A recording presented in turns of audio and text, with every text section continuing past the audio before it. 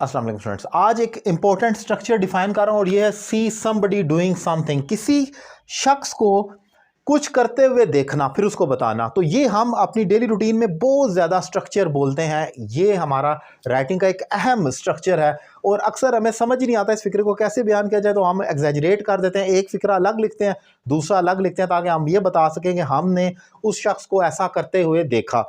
तो ये एक इंपॉर्टेंट स्ट्रक्चर है। अगर मेरे पढ़ाने का तरीका आपको अच्छा लगे और आसान लगे तो एक बेहतरीन मौका है, आप मुझसे ऑनलाइन इंग्लिश लैंग्वेज कोर्स कर सकते हैं।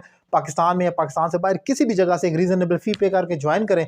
मैं तकरीबन 14-15 साल से ऑनलाइन इंग्लिश लैंग्वेज कोर्स करवा रहा हूँ और मेरे साथ फीमेल टीचर्स की भी एक बड़ी तादाद है जो फीमेल स्टूडेंट्स को पढ़ाती हैं। तो आपके लिए बेहतरीन मौका है, किसी भी एकेडमी या घर से बाहर जाने की ज़रूरत नहीं है।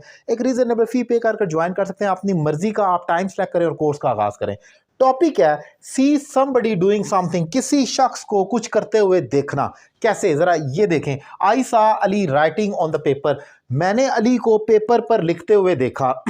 तो बेसिकली मैंने देखा है कि वो एक एक्टिविटी कर रहा है, तो हमने इसके बाद आईएनजी फॉर्म लगा देते हैं, जिसे कि आप एक कह लें कि जेरेंड फ्रेज भी कह सकते हैं, आप इसे कंटिन्यूस फ्रेज भी कह सकते हैं, डिफरेंट इसके नाम होते हैं। बहरहाल आपने इस फ्रेज को पुट कर देना है आईएनजी के साथ।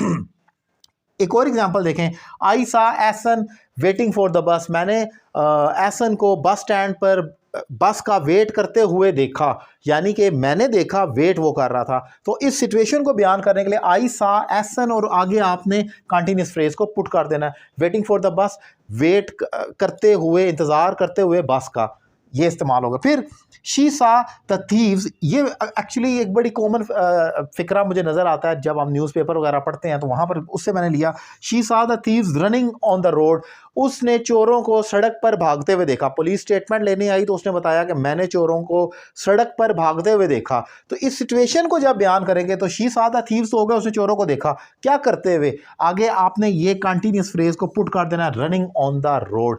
फिर ये डिफरेंट तरीके से भी इस्तेमाल, जैसे ही रिफ्यूज द प्रपोजल, उसने प्रपोजल रिफ्यूज कर दिया, जो उसको प्रपोजल दिया गया, कह लें कि कोई भी रिक्वेस्ट की गई, उसने उस रिक्वेस्ट को रद्द कर दिया।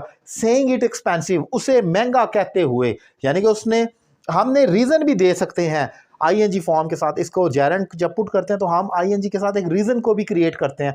ज़रूरी नहीं है कि सी समबडी और डूइंग यू आप रिजेक्ट करते हैं या एक्सेप्ट करते हैं तो ये कहते हुए, तो तब भी आप इसको इस्तेमाल करते हैं। जैसे ही रिफ्यूज द प्रपोजल, उसने प्रपोजल रिफ्यूज कर दिया। सेइंग इट एक्सपेंसिव, उसे महंगा कहते हुए, ये रीज़न थी। तो आपने जब रीज़न बयान करनी हो तब भी कर सकते हैं। अब किसी के पास अगर ये फिक्रे या स्ट्रक्चर नहीं है तो वो कहेगा he refuse the proposal because he thought it was expensive, या he refuse the proposal he said that it was expensive. इतना लंबा आप करेंगे, लेकिन सेइंग इट एक्सपेंसिव, एक्सपेंसिव कहते हुए, keep it simple and short, precise as well. तो जितना आप आसान रखेंगे उतना खूबसूरत लगेगा इंग्लिश राइटिंग में। यही तो राइटिंग का सारा चार्म होता है जो आपको सिखाया जा रहा है। कोशिश करता हूँ कि आसान तरीके से डिफाइन करूँ, ज़्यादा एग्जैजरेट ना करूँ। उम्मीद करता हूँ लेक्चर आपको पसंद आया होगा। Thank you very much.